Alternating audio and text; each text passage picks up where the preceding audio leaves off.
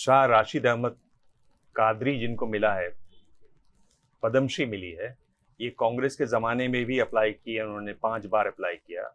जब मोदी सरकार आई तो उन्होंने कहा कि अब तो उम्मीद ही नहीं है।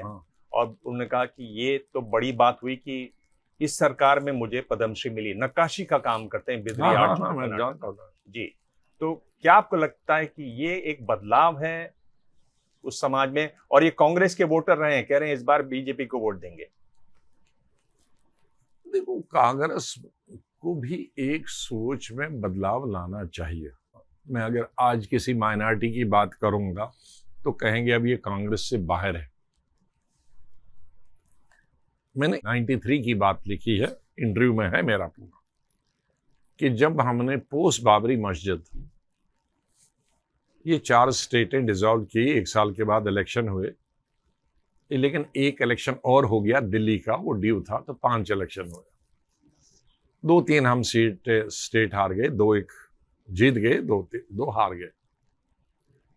वर्किंग कमेटी में सौभाग्य से तब उस जमाने में इलेक्शन हारने के बाद हफ्ते में ही उसका पोस्टमार्टम होता था। जैसे कि आज 14 का भी नहीं हुआ अभी तक पोस्टमार्टम, और 19 का भी नहीं पोस्टमार्टम हुआ।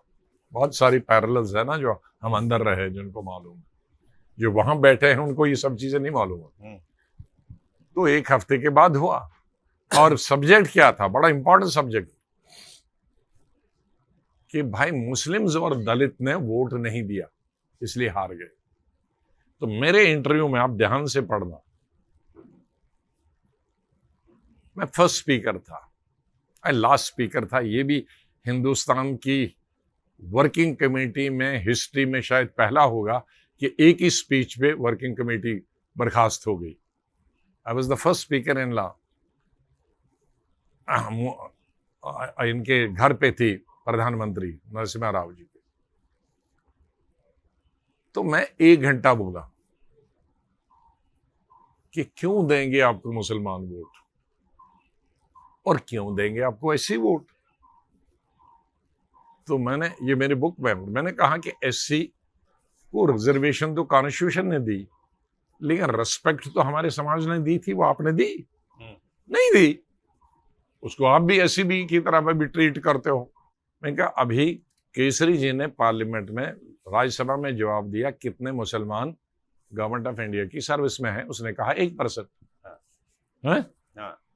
तो मुझे बताइए, इतना ही 1% बिजनेस में है, तो 99% उसका मतलब है मुसलमान के बाहर मिलता है बिजनेस भी और नौकरी भी। तो आपको सरकार बनाने के लिए एक ही दफा 50% से ज्यादा आए, आपको सरकार बनाने के लिए 40% चाहिए। तो उस जो 99% फायदा उठाते हैं, उनको क्यों नहीं कहते हो कि आप 60% 70% दे दो? वो तो 50% नहीं देते हैं। तो इन्होंने 2% नहीं दिया, तो इस पर वर्किंग कमेटी हुई। तो मैं तब भी माइनॉरिटी, इसीलिए मैं भी कहता हूं, मैंने बुक में ये भी लिखा है कि ये कांग्रेस से भी माइनॉरिटी क्यों भागे, इसलिए भागे है किताब में। हाँ, जैसे ही घड़ी का काटा दोपहर 2:30 पे आए, बबीता जी का दिल सास बहू साजिश के लिए मचल जाए। और ये है इनकी बहू, पूरे दिन ऑफिस की टेंशन हो जाए गॉन जब ये करें अपना फेवरेट शो फ्री टाइम पे ऑन। इनकी तरह आप भी देखें अपना फेवरेट शो अपने टाइम पर, और डाउनलोड कीजिए एबीपी लाइव ऐप अपने स्मार्ट टीवी पर।